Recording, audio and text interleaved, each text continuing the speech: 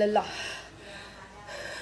So ni adalah petua untuk bersihkan lendiran dekat dada, kat paru-paru, untuk rawat juga batuk dan buang singkirkan kahak. Guna 3 bahan mudah, tapi sebelum tu minta yang belum follow account Kak Mek lagi, follow dulu. Yang dah follow, share supaya semua orang dapat benda ni.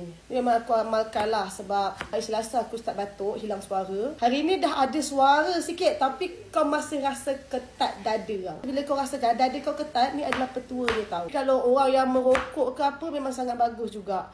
Bahan dia senang je. Bawang putih 2, kunyit, halia. Halia ambil besar ni je.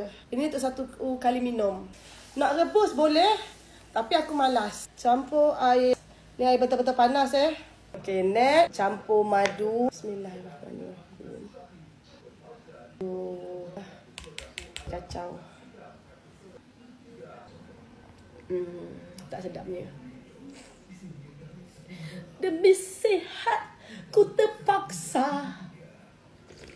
Tapi okeylah. Nak rebus lagi baik Kalau rebus lagi baik. Tapi aku tak rajin. Siapa suka dengan konten saya, minta tolong share, like dan follow. Share sekarang.